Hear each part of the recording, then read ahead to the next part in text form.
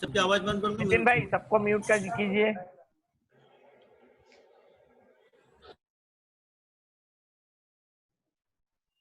हाँ जी भाई साहब, आप शुरू कर सकते हैं। जी शील भाई साहब शुरू करें। हाँ, आप अनम्यूट कर लीजिए भाई साहब। आज शाहजहाँपुर जिले की हमारे ओबीसी समाज के प्रबुद्ध वर्गों की एक बैठक हमारी संपन्न होने जा रही है। मैं हमारे प्रदेश अध्यक्ष जी से निवेदन करूंगा कि वो अपनी बात रखें। आदरणीय प्रदेश अध्यक्ष जी। आज की इस भारतीय जनता पार्टी पिछड़ा वर्ग मोर्चा की शाहजहाँपुर जिले की वीडियो कॉन्फ्रेंस के द्वारा आयोजित मोदी सरकार के दूसरे कार्यकाल के प्रथम वर्ष पूर्ण होने पर केंद्र एवं प्रदेश नेतृत्व द्वारा निर्देश पर आयोजित समाज जनों की बैठक में हम सबके बीच में उपस्थित हुए हमारे भारतीय जनता पार्टी के आन बान और शान हमारे प्रदेश के महामंत्री, राज्यसभा के सदस्य श्री अजय प्रताप सिंह जी, जो कि मुख्य वक्ता के रूप में हमारे बीच में उपस्थित है, जिनका हमको मार्गदर्शन मिलने वाला है।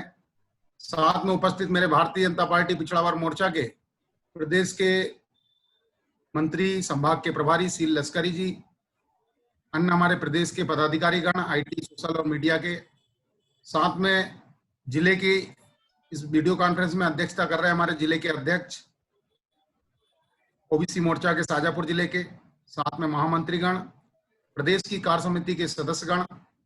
और आज की इस बैठक में जैसा कि प्रदेश द्वारा तय किया गया प्रमुखों की में ऐसे अपेक्षित किए गए ऐसे सभी उपस्थित समाज जनों को मैं हृदय से स्वागत, वंदन और अभिनंदन करता हूं।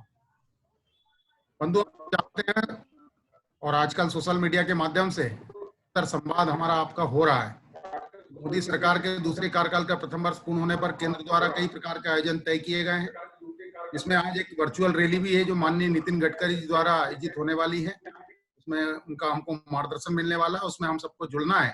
वो 4 बजे से है, फेसबुक लाइव होगी, तो उसमें भी हम सब कार्यकर्ता जुड़े, अधिक से अधिक कार्यकर्ताओं को जुड़ें। और आज की समाज जन बैठक में पिछड़ा वर्ग मोर्चा को लेकर वर्तमान परिदृश्य को देखते हुए हम सब कार्यकर्ताओं की आज परिवेश के अनुसार क्या भूमिका होना चाहिए, उस पर माननीय हमारे प्रदेश के महामंत्री, राज्यसभा सदस्य श्री अजय प्रताप सिंह जी का हमको मार्गदर्शन प्राप्त होगा। मैं भाई साहब से आग्रह करता हूं कि आज शाहजहाँपुर जिले के सभी समाज जनों को संबोधित करें। बहुत बहुत धन्यवाद।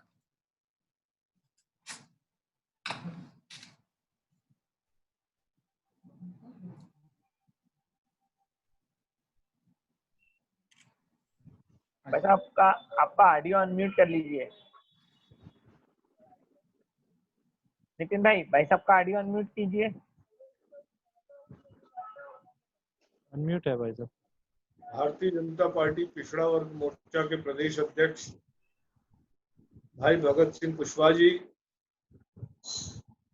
मेरे मित्र श्री शील लश्करी जी, शाहजहाँपुर जिले के अध्यक्ष, जिला पदाधिकारीगण, मंडल अध्यक्षगण और इस वर्चुअल कॉन्फ्रेंस में जुड़े हुए सभी कार्यकर्ता भाइयों एवं बहनों, ये वर्चुअल कॉन्फ्रेंस का हम सभी को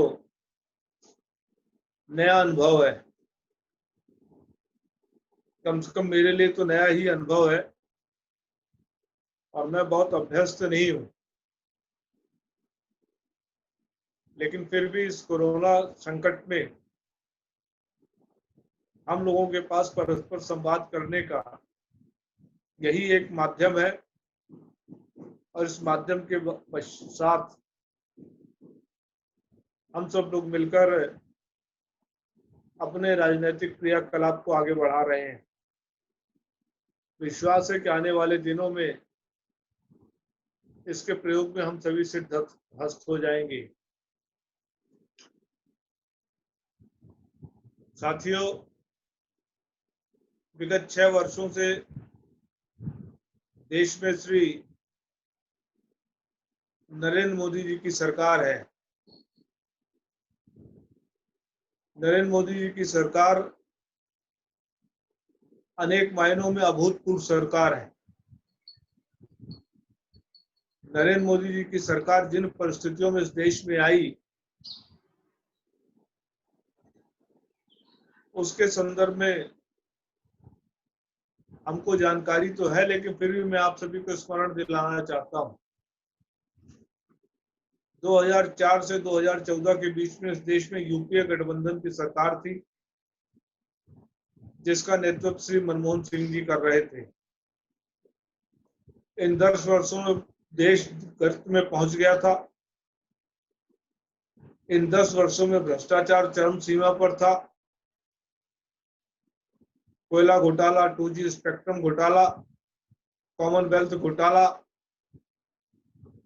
और नाना प्रकार के घोटाले हो रहे थे। सरकार की क्रेडिबिलिटी समाप्त थी। दुनिया में भारत की साख गिर रही थी। भारत जैसे विशाल जनतांत्रिक देश का जो मुख्य कार्यकारी अधिकारी है प्रधानमंत्री पद, उसका अवमूल्यन हो रहा था। प्रधानमंत्री पद से इतर एक सत्ता का केंद्र कांग्रेस के सरकार में चल रहा था। मूल्य वृद्धि तेजी से बढ़ रही थी। रुपए की कीमत डॉलर के मुकाबले सस्ती होती जा रही थी।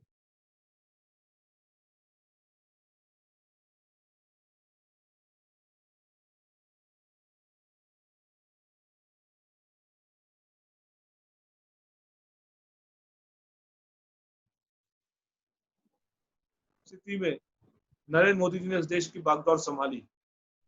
अब बागडोर संभालने के पश्चात उन्होंने 2 बातें कही। पहली बात कही उन्होंने कि मेरी सरकार गरीबों को समर्पित सरकार होगी, और दूसरी बात उन्होंने कही सबका साथ सबका विकास, और इस पे उन्होंने अक्षरशः अमल करके दिखाया। इस देश में सबसे पहले इस देश में बसने वाले गरीबों की उन्होंने चिंता की। उनके लिए जनधन खाता खुलवाया। जनधन खातों के माध्यम से देश का जो आर्थिक उत्पाद है उसका लाभ सीधे गरीबों को मिलने लगा।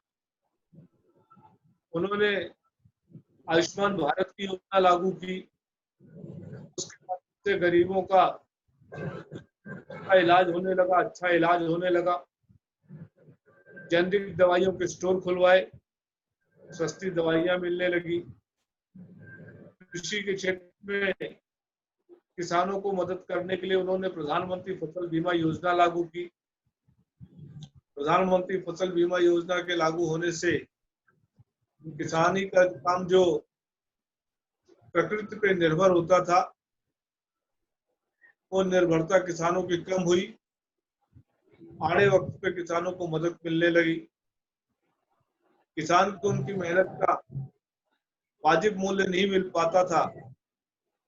श्री नरेंद्र मोदी जी देश के पहले प्रधानमंत्री जिन्होंने समर्थन मूल्य लागत मूल्य का 1.5 गुना घोषित किया और उसको किसानों को दिलवाया भी। ऐसे अनेक क्रांतिकारी निर्णय माननीय नरेंद्र मोदी जी ने किए। आरक्षण का प्रश्न हमेशा एक टकराव का प्रश्न रहता था, लेकिन नरेंद्र मोदी जी ने अनुसूचित जाति जनजाति वर्ग के हमारे भाइयों को मदद करने के लिहाज से जो सुप्रीम कोर्ट के आदेश से आरक्षण में संशोधन हुआ था उसको रद्द किया, उनको बराबर संरक्षण देने का काम किया। और साथ ही साथ जो अगड़े वर्ग के हमारे भाई थे, सामान्य वर्ग के हमारे भाई बहन थे, उनके मन में जो कुंठा पनप रही थी उसको दूर करने के लिए सामान्य निर्धन वर्ग के लिए 10% आरक्षण की घोषणा किया, उसको लागू किया। प्रधानमंत्री नरेंद्र मोदी जी ने ये ऐलान किया कि हम 2022 तक सभी गरीबों को आवास दे देंगे। प्रधानमंत्री ग्रामीण आवास और प्रधानमंत्री शहरी आवास जैसी अभूतपूर्व योजना लागू किया।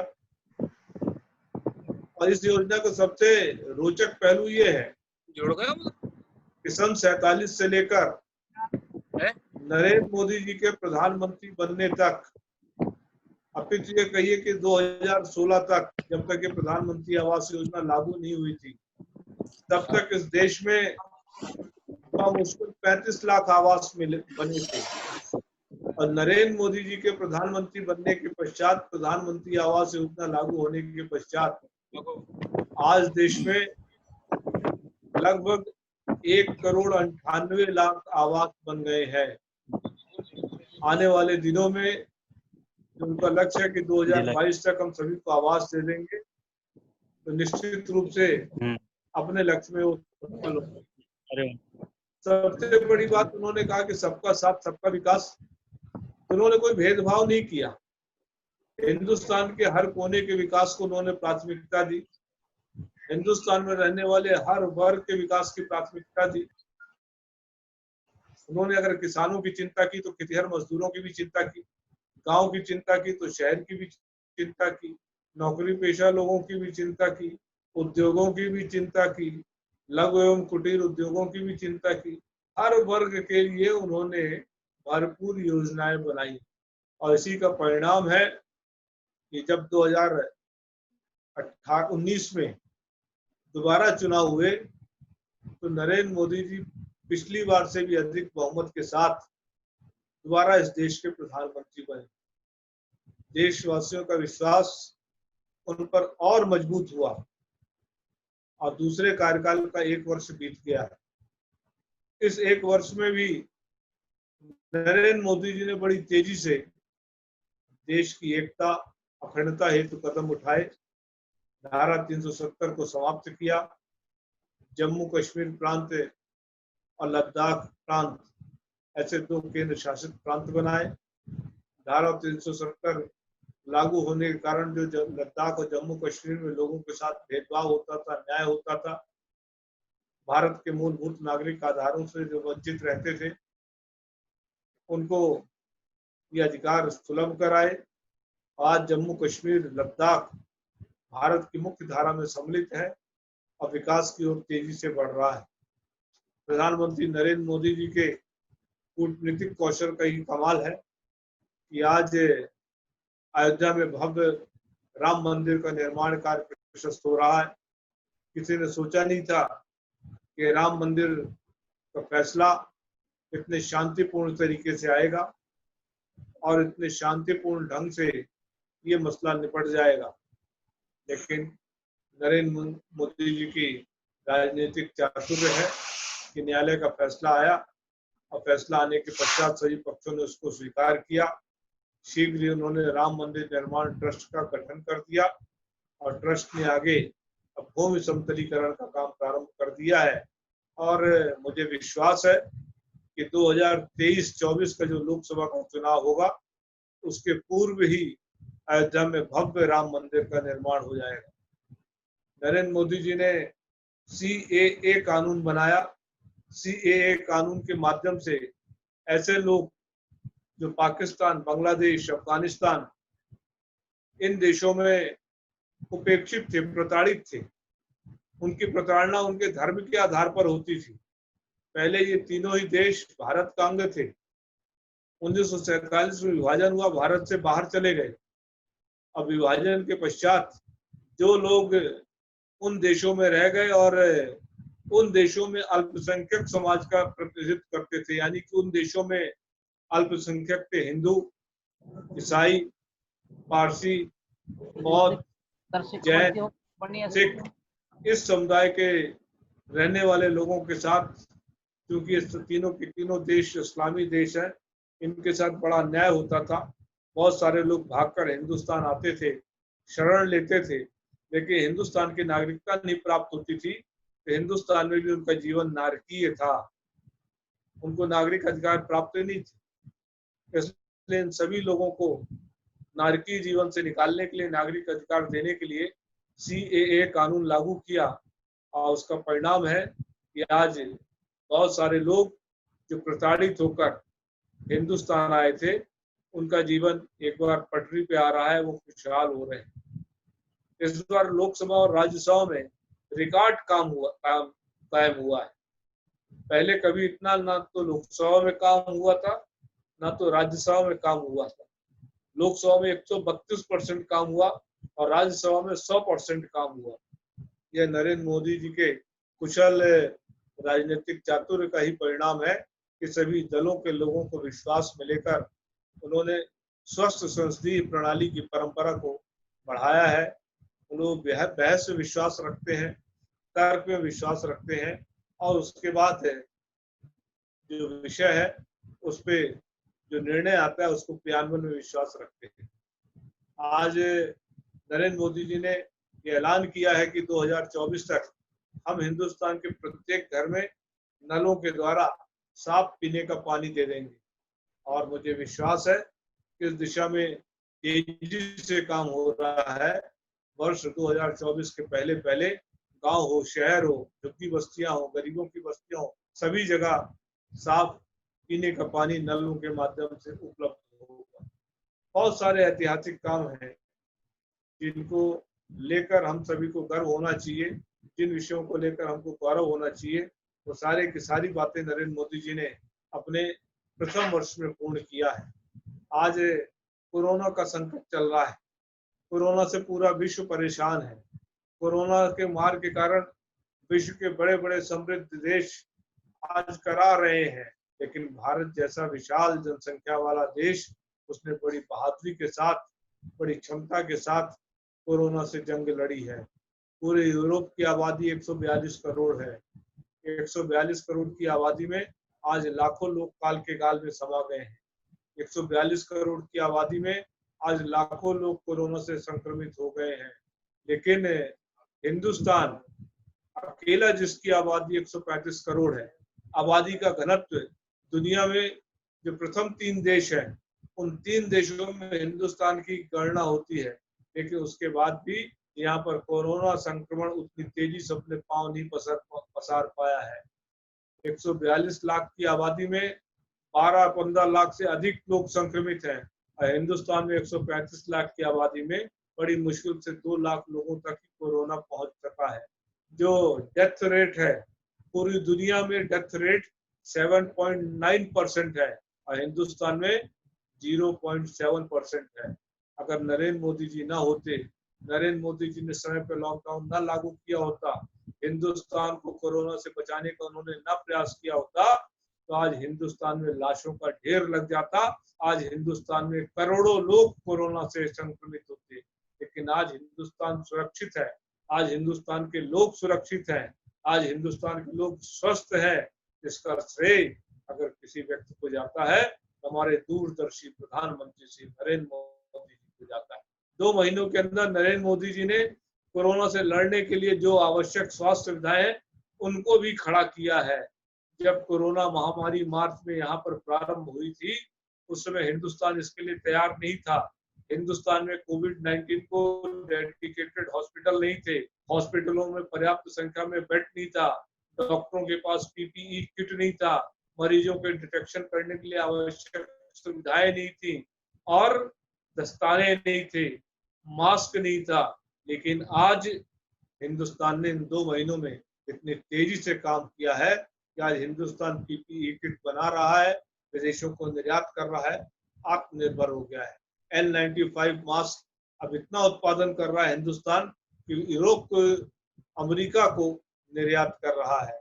आज हमारे पास जो वेंटिलेटर की कमी थी, उन वेंटिलेटर की हमने भरपाई किया है, बेडों की संख्या में बढ़ोतरी की है। आज 1700 हॉस्पिटल पूरे देश में जो कोविड-19 को डेडिकेटेड है तैयार खड़े हुए हैं हमारे कोविड-19 से जो संक्रमित लोग हैं उनकी सेवा करने के लिए। इसी का परिणाम है कि आज दुनिया में कोविड-19 से संक्रमित लोगों के ठीक होने की जो दर है वो सर्वाधिक भारत में है।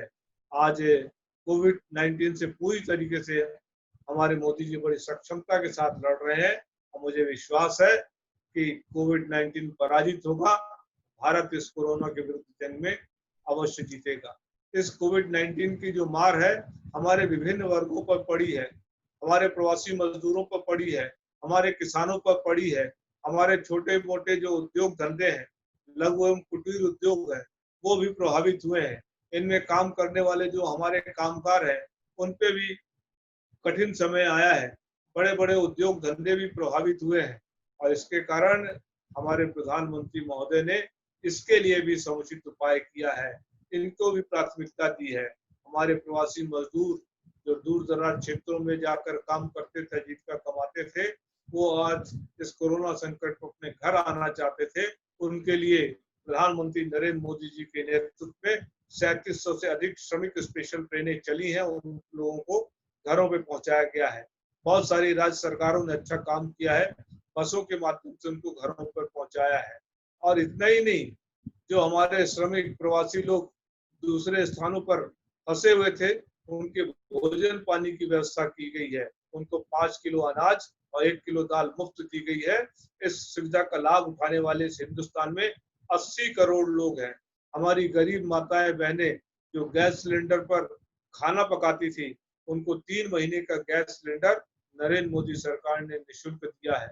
हमारे बुजुर्ग लोग, दिव्यांग लोग, उनको इस कोरोना संकट काल में मदद करने के लिए 1-1 हजार रुपए दिया गया है। हमारी बहनों को 500-500 रुपए दिया गया है।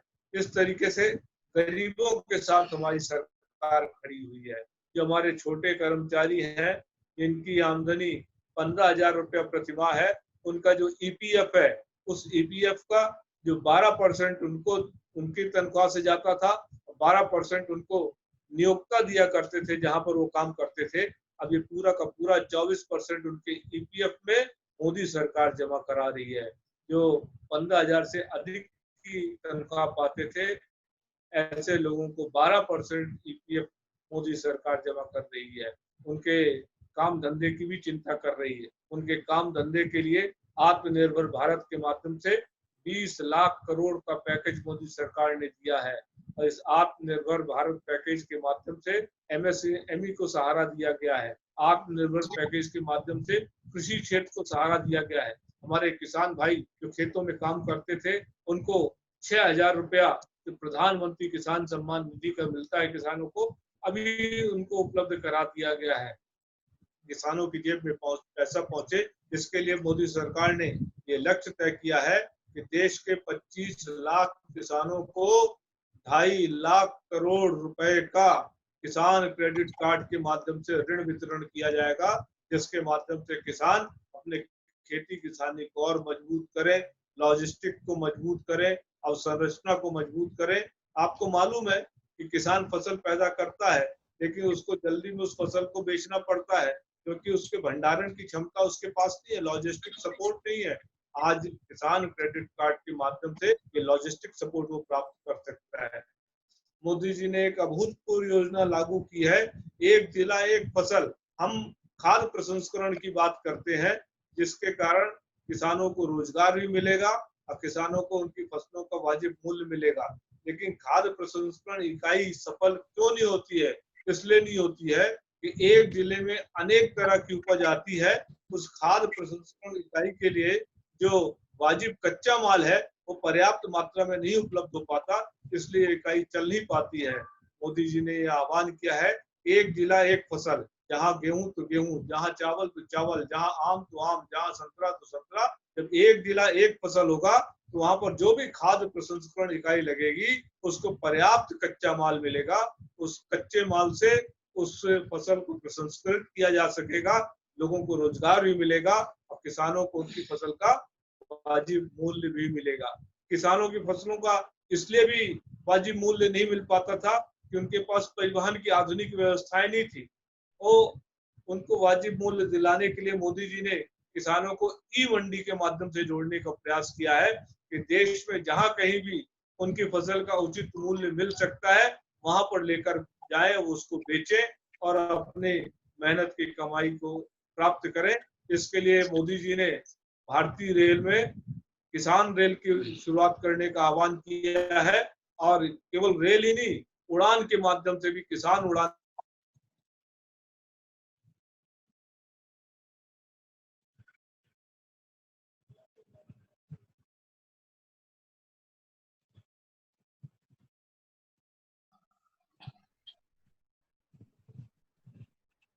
हेलो भाई साहब, आपकी आवाज बंद हो गई है।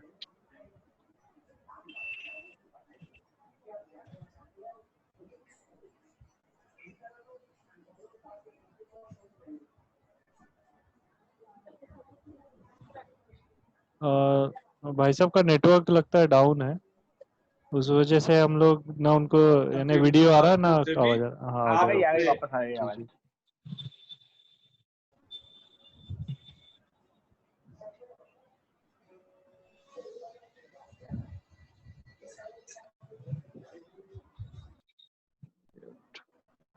जी, तत्कालीन कमलनाथ सरकार ने इस तरफ कोई ध्यान नहीं दिया था। शिवराज सिंह जी ने मुख्यमंत्री पद की शपथ लिया, उसके तुरंत बाद वो वल्लभ भवन में जाकर बैठे और तैयारियों को अंजाम देने लगे। और इसका परिणाम है कि आज मध्य प्रदेश में कोरोना से जो रिकवरी रेट है हिंदुस्तान में सर्वाधिक है। कोरोना से जो रिकवरी रेट है हिंदुस्तान का वो 68% है। कोरोना के कारण हमारे जीवन के विभिन्न क्षेत्रों में जो संकट आया है उस संकट को दूर करने के लिए भी शिवराज सरकार ने ठोस उपाय किए हैं।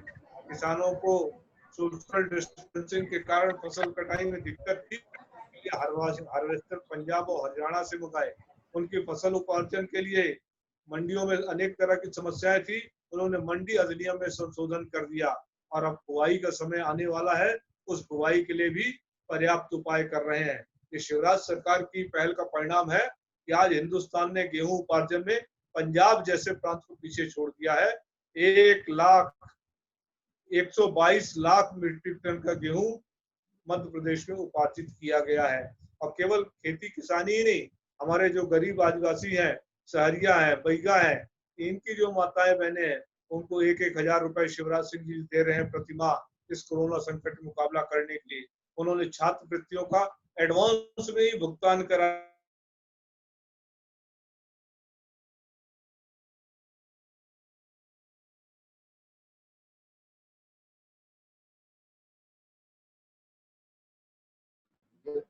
दिया है।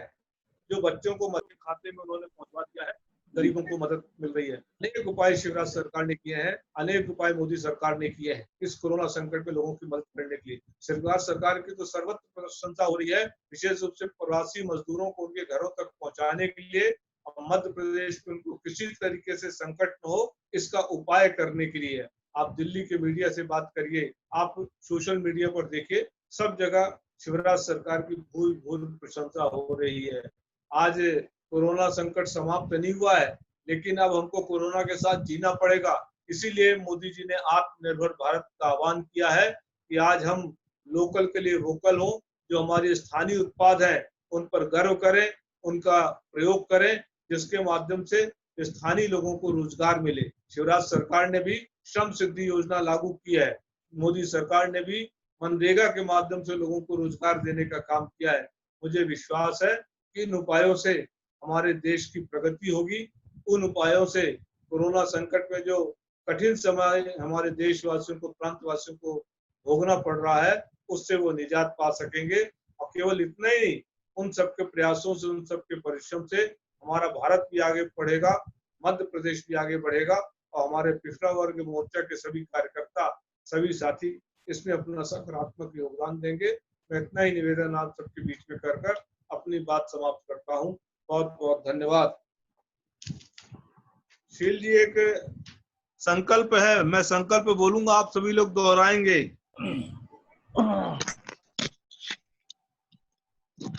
मैं शुरू करूं संकल्प? सभी को अनम्यूट कर रहे हैं, अगर किसी के बैकग्राउंड से आवाज आ रही हो तो कृपया ध्यान करें।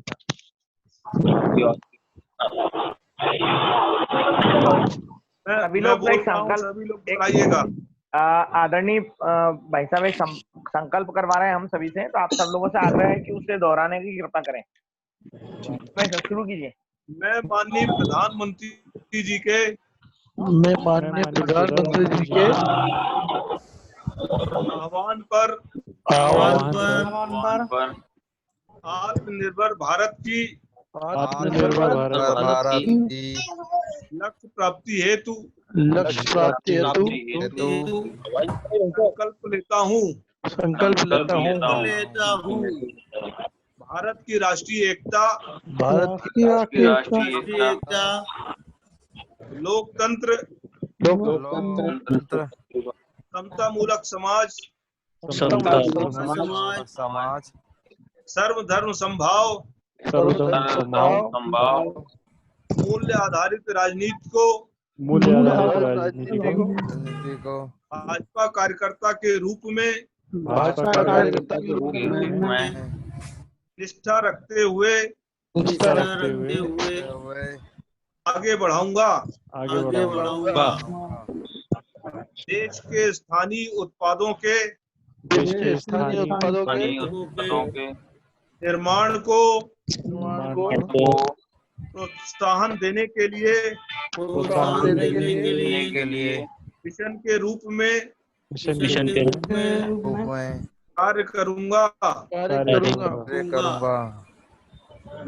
यथासंभव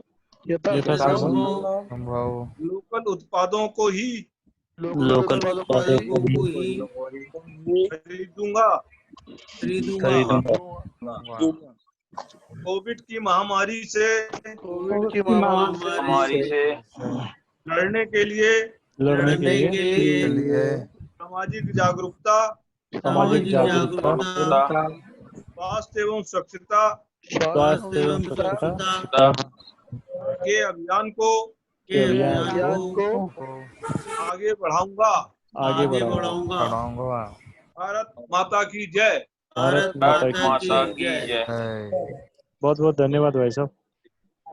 आदरणीय भाई साहब ने हम सभी का मार्गदर्शन किया। आदरणीय प्रदेश अध्यक्ष जी, आदरणीय भाई साहब अजय प्रताप सिंह जी भाई साहब जो हमारे प्रदेश के महामंत्री हैं, उन्होंने आज हमारा मार्गदर्शन किया। मैं आप सभी का तहे दिल से आभार प्रदर्शन करता हूं और आप सभी ने इस बैठक में सम्मिलित होकर इस बैठक को सफल किया। आप सबका बहुत बहुत आभार। मोर्चा जिंदाबाद। लश्करी जी धन्यवाद। जी भाई साहब नमस्कार। जय श्री महाकाल। जय श्री महाकाल। जय श्री महाकाल।